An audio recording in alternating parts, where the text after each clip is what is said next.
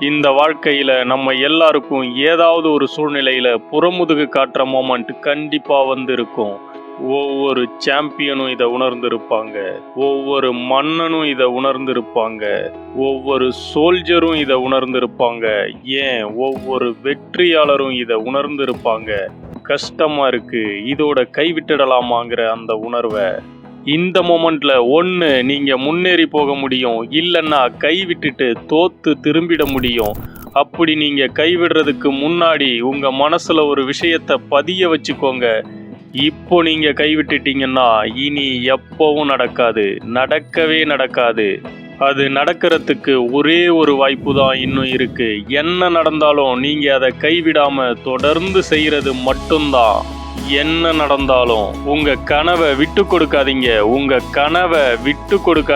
உங்ககிட்ட பணமே இல்லைனாலும், உங்களுக்கு எந்த உதவியும் கிடைக்கலனாலும், உங்களுக்கு சரியான பேக்ரவுண்ட் இல்லைனாலும், உங்ககிட்ட நண்பர்கள் யாரும் இல்லைனாலும், உங்க கனவை மட்டும் விட்டு கொடுத்துடாதீங்க. உங்க இலக்கை மட்டும் விட்டுடாதீங்க.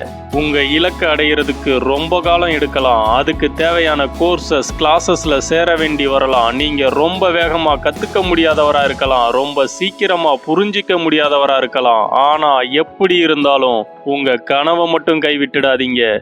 முடியலன்னு சொல்லி பாதியிலேயே மட்டும் நிறுத்திடாதீங்க.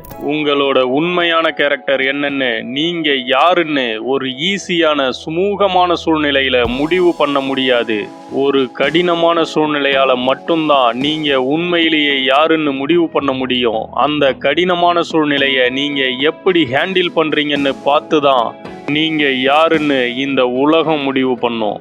தோத்து விழுந்தாலும் திரும்ப எழுந்து போராடுறவனைத்தான் இந்த உலகம் விரும்பும்.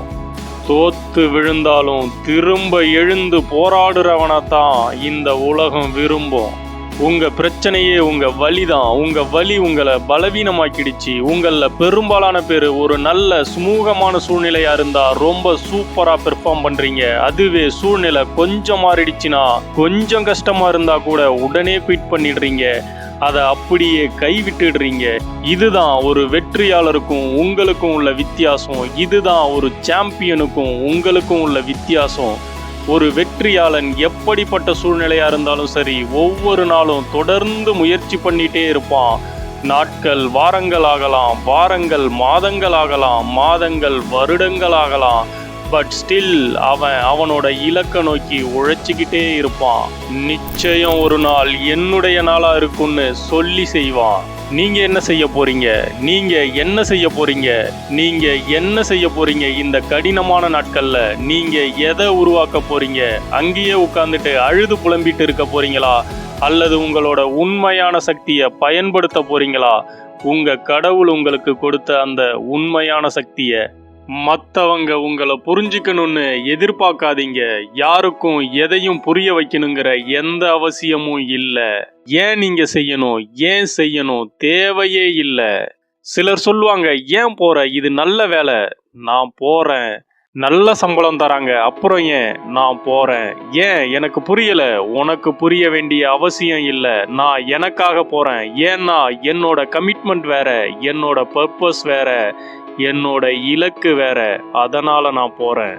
உன்னை பத்தி மற்றவங்க என்ன சொல்றாங்கங்கிறது ஒரு விஷயமே இல்லை. உன்னை பத்தி நீ என்ன சொல்றங்கிறது தான் விஷயம். அதுதான் உங்க வாழ்க்கையை நிர்ணயிக்கும். மற்றவங்க உங்களை பத்தி சொல்ற எந்த விஷயத்தாலையும் உங்களை வீழ்த்தவே முடியாது.